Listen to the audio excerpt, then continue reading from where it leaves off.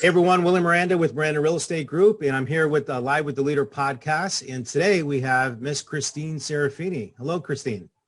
Hello. Thanks for having me. Yeah, absolutely. I've been wanting to get you on one of these podcasts for a while. I know we took a break for a couple of months, but you've had a lot of great things going on over the last couple of years. And I know you just hit a huge milestone, career milestone of just crossing that 500 homes sold number. And that's a huge milestone. So congratulations. Thank you very much. It definitely is empowering. And looking back at the 18 years of business and really understanding where it ramped up and where it was down, I definitely understand what my business was doing at any given year. And the last 5 years has definitely been the best. Yeah, I mean, the last 5 years, I think knowing you and having you here at Miranda Real Estate Group, you really locked it in. I know we're going to talk about that on the podcast, so I'm not going to take any of that thunder away. But you really focus in. You found your why, and I know it's a building a business that you have in process, right? There's no thing where I'm set, everything's working the way I want it to work. It's always a moving target, and you've done a great job with that. But before we jump into that. Just for some that may or may not know who you are, I just want to hear a little bit of background as to, how you even got into real estate, maybe a little bit about your background before real estate. Yeah. Well, like I just said, I've been a realtor for 18 years. Prior to real estate, I was actually a bartender. I was an account representative at a hospital facility. And then I was also a program manager assistant at General Electric in Schenectady. Had my 2 children, and then it was time to buy a house. And you personally were the realtor that I found. And you helped us buy our first home for my family. And in that conversation of buying a home, you asked me the question, have you ever thought of working in real estate or being a realtor?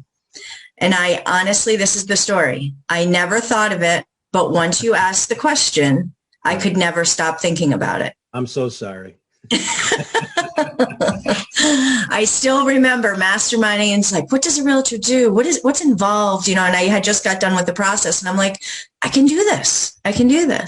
So definitely with your help and inspiration and motivation, I went and got my license with my 2 little ones and working full time and became a realtor. Yeah, I remember that. And I remember out showing properties with your husband, Joe, and just being out there. And we were somewhere in the woods somewhere. I remember. Yep, Harry.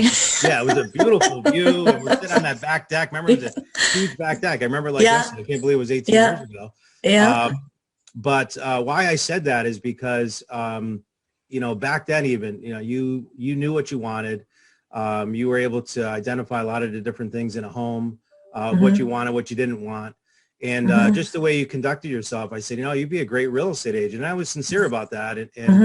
And here we are 18 years later, and you're in probably the top 1% of agents nationwide as far as production and as far as, all you've been able to accomplish in real estate. So congratulations. Thank you very much. So let's talk about just early on. I mean, thinking back, I know you had a lot of different struggles that you had getting into the business. You weren't exactly full-time. You were doing some part-time, et cetera. And like you just said and alluded to, that the last, 5 or 6 years, really where you really focused in and that have had your biggest gains. But maybe for those that are just getting into the business right now, maybe can identify with some things that you struggled with early on in this business. I think early on when I did start, and actually a week from today will be 18 years. It's so funny that it's just so close to that. But early on, I was working full-time at General Electric, knew that I could facilitate some real estate business part-time because I was being told that you could do it part-time, and you can. It wasn't a big why for me to make this a big challenging career. I had my 2 little ones. They were 3 and 1. From a new agent perspective, I believe I became a new agent again 5 years ago. So I had that 13 years of part-time, full-time, part-time, full-time, was able to be with my kids. I was a PTO mom. I was the baseball mom, the softball mom. My husband and I were very involved in our kids' activities. And I kept the license, never wanted to let go, did some business here, did some business there. Well, 5 years ago, my daughter's getting ready to go to college. and has decided where she's going and what she's going to do, and that's great. And my big why became more of a financial contribution that I wanted to make. And understanding over the past 13 years, real estate can be anything you want it to be. You can make as little or as much as you want, but you have to put forth the effort. So 5 years ago, I'll say I began to be a new agent again. And I had to get back to the basics, get into a training program with mentors and accountability, and say, this is what I want to do. This is the business I want this year. And how am I going to get there? So new agents have a plan. Have a plan, whether it's a dollar amount, whether it's the number of buyers and listings you want. Have a plan, and then dive deeper into that plan to make yourself accountable to get there. Yeah, that's great advice. I think a lot of times they get into this business, and I heard it on was actually on one of the calls today that, why am I drawing a blank on that? Clubhouse. It was Clubhouse. Clubhouse. I haven't been on in a long time because me neither. It just sucked your time. But it was, they had some breakfast, welcome to real estate or good morning real estate. You know what I'm talking about. Yep. And on there, she said that, as an agent coming into this business, like you have to be well equipped, well trained. Like you got to have a good plan or you're going to fail in this business. You can't just wing it. You can't just come in. Maybe I'll go to training. Maybe I won't. Maybe I'll, wake up and go to work today. And what she said was that, you want to come in like you have a Ferrari, right? And you have to train to be able to drive and know how to drive a Ferrari if you're going to be doing that. And then you have a Ford or what do they call that?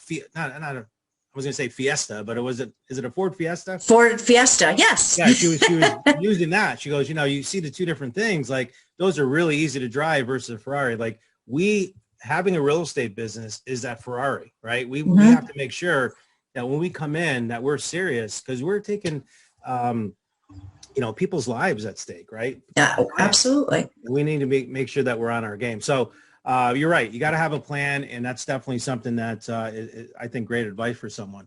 But let me ask you something. And I know you kind of alluded to it before. What was the turning point? Like, what do you feel the turning point in your career was? And I know you said, obviously now I got to get busy and I have a different why. But what would you say that was your turning point and what made that different for you going into that?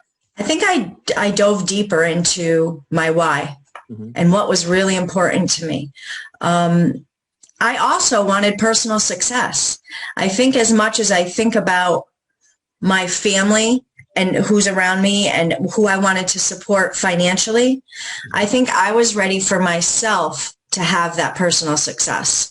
I was ready to push myself. I was ready to show what do I have inside that I can not only help other people, but help myself achieve the success that I wanted. I went to college. I went 1 year to college. I was I didn't really know what I wanted to do and got, just made bad decisions. I wasn't a bad kid. I just wasn't in college for the right reason. And then I kind of hem and hawed about what was Christine Serafini going to do in her life. Definitely wanted to be a mother and a wife. I was already there, that success. But what professional success did I want? So my why became about providing to my family and achieving the success that I wanted in my life. And then also having my children see me, hopefully, as a role model of what I was doing, that if you work hard, the consequence is it's always a good one. You get that, you get that feel of success. And that feel of success for me empowers me more, not to be more at the top, because if I can do this, I can do that. Yeah. So that's what I'm always, achieving. Well, you're doing a great job. I had the fortunate opportunity to not meet. I've met your kids many years ago, but spent a little time with them just over the last few months, just a little bit. And you've done an amazing job with them. They're both hard workers. They're both successful in what they're doing. And it definitely shows. So, great job. I mean, it's definitely working, but I know you have a lot more runway for sure. Yeah, absolutely. What you're trying to do. So let me ask you something. So I know time management and we talk about that and we already know that that's so important to do that. But what's a typical day in a life of Christine Serafini look like? I mean, how do you sell, 80 plus homes? I mean, close to 100 homes that you're going to be, probably shooting for this year. I mean, what's a day in a life look like? Always showing up to work every day. Okay. You can have personal things happen in your life, but your business is always moving, and having a good support system. But a typical day, getting up, reacting to things that I need to react to right away, whether it's current deals in progress or someone that's waiting for an update from me on a market analysis, always getting those phone calls and emails in right away in the morning. Because your morning all of a sudden goes away so quickly, and then other chain of events happen during the day, you don't get to those priorities. So make sure you get your priorities done in the morning, and that's communicating with current clients and in the now business, whether it's vendors, whether it's banks, attorneys, get that done. Also, if I'm always looking at my pipeline. Okay. I'm always looking at, number one, what buyers are looking on my website and what searches do I have? Who's acting? Is there something right now that I need to react to, get an appointment? Always keeping open lines of communication with my current buyers because of the volatile market we're in for them. I want them to be at that home if it matches their criteria right away. So react to buyers right away. That's a typical day right now. Following up with listing leads and what listings I have in my pipeline and how we're preparing to get those homes ready to go on the market. And then I would honestly say going on appointments, coming back, having to, that's it. The priority things need to get done in the morning, and always being in touch with your current buyers and your pipeline listings. Don't let them forget that don't let them forget you. Yeah. So, I mean, that was jam-packed with a lot of great info, and you're right. I mean, it really just comes down to communicating, having a plan in place where every morning you get up, eat that frog, right? Some of us don't want to go through all what you just mentioned. Sometimes you just want to get to those emails and get to, out in the field. But it's important, right, to have that stuff done, because if you don't have good communication with your clients, so you did all of that work to get them to be clients, and then if you're not going to get that repeat and referral business, right? You're not going to get them to be able to put their name to you because you just dropped the ball throughout the service. So that's a tough thing to do, and I think that you do a great job with that for sure. Let's talk about business now. I mean, you talked about a lot of different things, buyers coming in, you got sellers coming in, and you talked about, what's important. I always said that the four things that we really get paid for as real estate agents is, one, prospecting, right, and making sure we're following up on our leads, going on listings, work with buyers, and then negotiations. But as far as lead flow back to you or your silos of business that you're creating, what would you say, I could say new or experienced agents, but if you had an agent that was out there that was struggling, what should be their focus on? And just keep it maybe to 2 or 3 things that they really should be focused on to continually have business coming in the door. First of all, identify a list. Identify a list of people that you know, and don't just write them down. Put them in either a spreadsheet or a database that you're using, that you can, when you have something to communicate about real estate or talk about real estate, you can get it to them first. That's your nucleus, okay? We have to create that top of mind for a new agent. You need to let people know that you are a realtor, you're surrounding yourself with professionals and building your foundation of your business, and that if anyone was thinking of buying or selling, you would appreciate them thinking of you. That's really important. You have to, even 18 years in the business, I want to do that. I always want to be that, I want to be the agent that people call, not just to buy or sell. Ask a question. What is the process? Are there homes for sale right now? Is this the right time for me? How do I sell? So it's about being that professional and that authoritative figure in real estate. So having the database, get involved in the trenches. So whatever brokerage you're with, communicate and work with other agents in the office, reach out to inspectors, reach out to lenders, introduce yourself. You have to always be meeting and introducing yourself to people, because that center of influence is great, but you have to expand it. And you want them to know that you're constantly learning and wanting to be the person that they think of when they think of real estate. So those lenders, the inspectors, the attorneys, very important to be, and your agents around you, work with them and communicate them, work on your dialogues. Dialogues are huge, and surround yourself with that empowerment. Yeah, and you do a great job with that. I mean, I know you've done a lot of different things where you've done interviews, interviewing actual vendors, lenders, attorneys, those type of people, and helping them grow their business as well. I know you've had mixers where you just had vendors come to mixers, getting them all together. So, these are all little things. Like, people just think that you just, show up and, you're going to sell all kinds of homes. You've planted a lot of seeds, right? You've been that farmer planting all those seeds over the last 4 or 5 years, 6 years, and now it's all come to light. So it does take time to do that for sure. And I think it's something that, you've done very well in it. And obviously you're seeing the rewards of that. Let's talk real quick about social media, because I know social media has been important. I know doing video has been very important. I remember, I always kind of bust on you a little bit about your first video that you did and how serious you were and how dark it was in the room. And, but then after that, it's like, now it's like, you just get on video and you just shoot those things off. But you talked about being top of mind and communicating to your client list and everything else. And, we always say that people want to see evidence of success. And I think you've done that very well with social media and using video. Maybe you just talk a little about that, of what you felt or how important that is, so using video and also using social media to stay top of mind. It's definitely another way you keep top of mind. It's not about how you look, where you are, but what is the message that you want to get through to people in that video? What is it that you want to talk about? Are you at an open house? You want to showcase that you're here 1 to 3?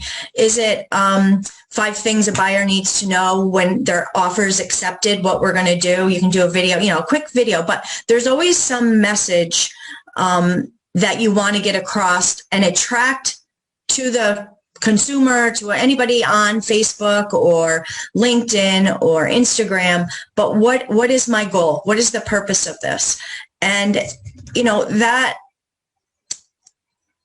it's a message that not only just for the video and that time that you're seeing it, and it's not about the likes, but it's there for a long time. Unless you delete it, it can always be referred back to. And it's, they say a video is worth 1,000,000 words. It doesn't even, I think something like that I've heard from you. I'm not quite sure, but I know the content of that video is more important than how we look or what we're doing. Sometimes that attracts more, I guess. If it really is like a blooper, you may really get you might get a lot of likes and a lot of shares with that. But consider, what is the message? What's the message that you want to get across? Maybe you just went through a training and you just learned, top 5 new ways to market a home for sale, and you want to share that.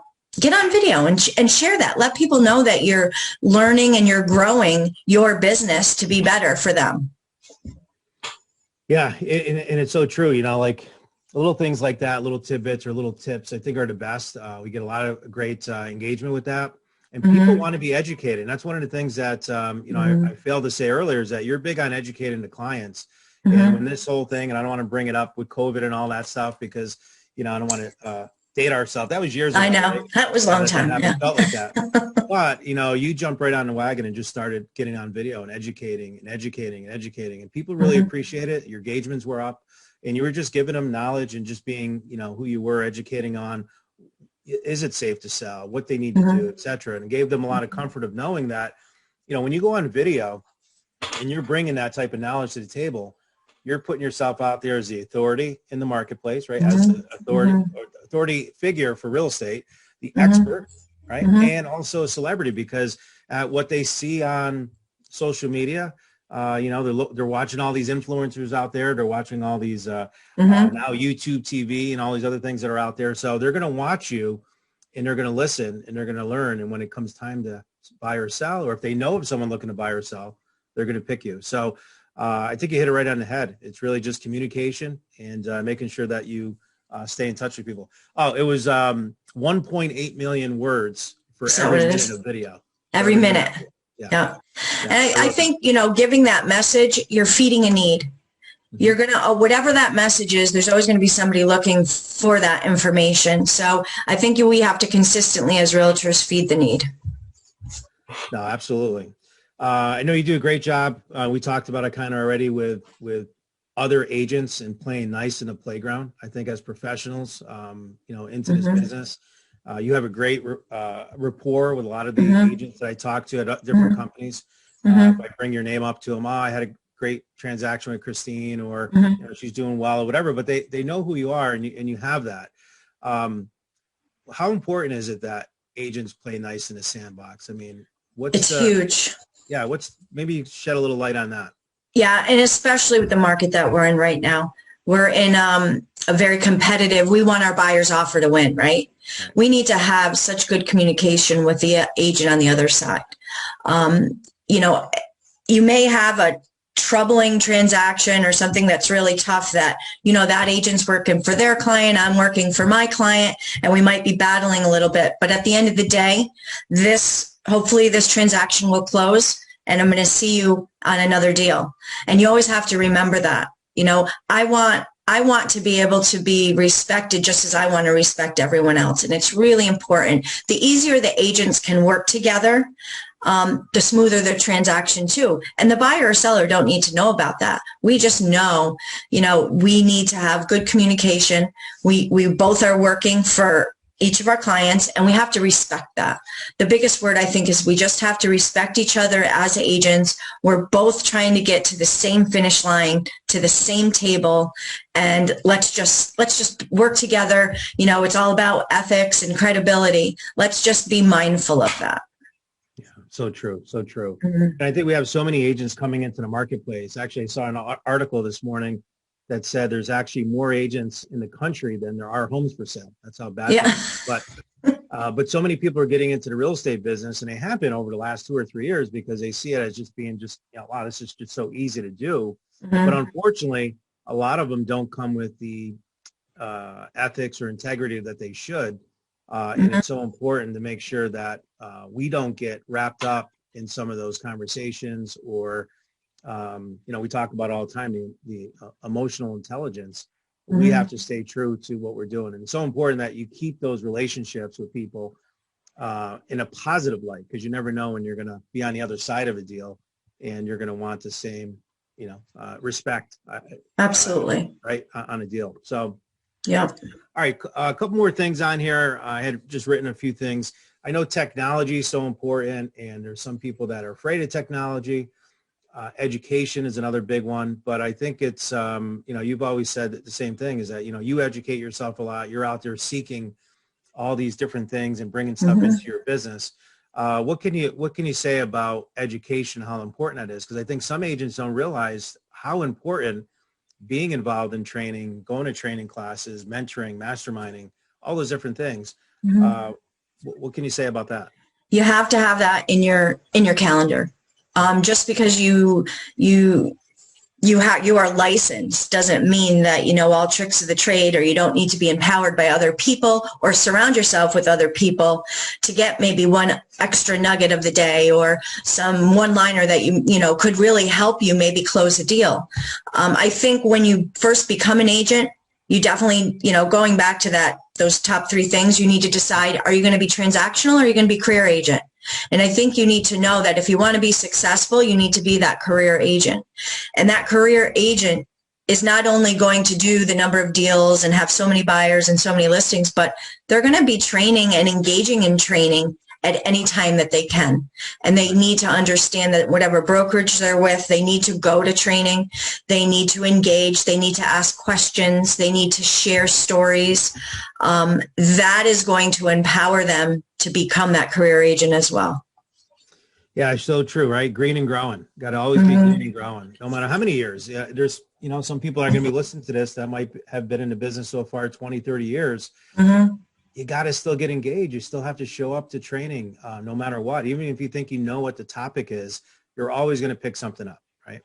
You're always going to pick something up. And it's always changing. The real estate transactions and the business is always different. I mean, God, look at the last year that we had. What became more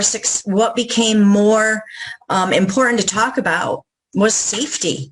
Right. We have never raised, we can still sell your home successfully, but we're going to do it safely around the COVID guidelines and to make sure that no one is, we can't guarantee exposure or anything like that, but this is how we're going to do it.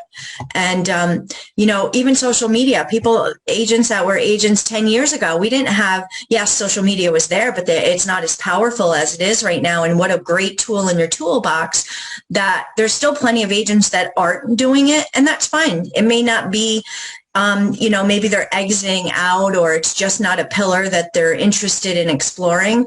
But the new agents, you just have to make sure that that one pillar is there of social media. That wasn't there 10 years ago. So real estate is definitely, as a realtor, always evolving, and you definitely need to keep yourself in the know and feed your need for what you need to be successful. I definitely believe that. Yeah, well said. Well said.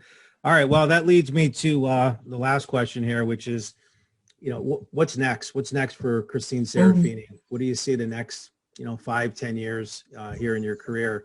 What are you going to do? What are you looking to do? And that's, after finishing 2020 this year, 82 closed and 19 pending. I hit that 100 not closed, but that was a goal of this year, of last year, actually. I look, now it's 2021, okay, new decade. I've been looking and soul searching a lot. I'm not getting younger, but I'm empowered to share. I'm empowered to assist. So I'm still empowered to learn. So we've had a transit. We're going to have maybe a little shift in the market here, and it's making me do business a little bit differently, digging deep for buyers and being a better buyer's agent. But what I see myself just sharing more, right on the little notebook wish list is definitely coaching. The word coaching does come to mind. The word empowering other people to be better realtors, to maybe dive deeper in what they want, or to share experiences that I've had and maybe lessons learned that maybe they won't make the same mistake. We're not going to make everyone perfect. I also have been working on a digital book that just for buyers and sellers. You feel like you do 18 years of business, you've done so many transactions, you have some things to share. I definitely have that in my future. Definitely don't see myself leaving the business anytime soon. I'm really empowered by it still, and still love working with buyers and sellers and meeting new people and empowering them to handle one of the biggest transactions of their life. That's really important to me. So just continuing doing what I'm doing, I guess, and maybe sharing a lot more with other people. Well, you're definitely a sharer. You're always giving out great nuggets. And I think giving back, Chris, it's, we talk about the law of reciprocity a lot. And I think you're at that point. Sounds like you've been that right along, but even more so now, where you really appreciate how much you've learned from other people in the business, not just within our company or in our brokerage, but throughout the country, right? And you seek out people that are bringing, new stuff to the table, and you've learned a lot and applied it to your business. And I think over time, it comes to a point where now it's maybe your time to give back, right? You're feeling that, and you do get a lot of knowledge from it. And it's not all about the money or anything like that. It's about the way we feel. And we really get empowered by watching other agents take their business, from a very small little seed that I was talking about, and then growing it into this successful business. So, well, thank you so much. I appreciate it. But you want to make a last comment on that? No, yeah, and I think that's exactly it. I want to, I guess, water the seeds for people and help them grow their business. I'm really finding that the more I write and the more I try to figure out what is the next 5 years for me, I think I do want to share stories and empower people that they can do it, and they need a plan. They need to be accountable, and they need to surround themselves with like-minded people. And it's proven with me. And I can say it works. So if I can share it and help people out there, I would just love to do that. All right. Well, awesome. Well, thank you so much for giving back. I know you give a ton of nuggets to our agents internally. You're always there to help them. And, I hear the comments all the time. You're a role model to so many agents. And we're lucky to have you here at Miranda Real Estate Group. So thank you so much for. Well, I appreciate that. Yeah. Thank you. Thank you. All right. All right. So I hope you enjoy listening to this podcast with Christine Serafini and myself. And if you have any questions for Christine directly, just reach out to us, shoot us a quick email. We'd be more than happy to help you. What also I wanted to say is that we also have a great 24-week free course that we give out called the Blueprint Classroom. You can go to blueprintclassroom.com, and it's 24 weeks of just great information that we have from lead generation to working with buyers, sellers, lead conversion, right on to the repeat and referral business. Christine's been part of that. Actually, Christine, you're doing one of our classes this week on the buyer presentation. And it's good info. So I hope you guys just go to blueprintclassroom.com. You can register there for free. And with that, thank you so much. And let's go get them this week. Thanks, Willie. Thank you.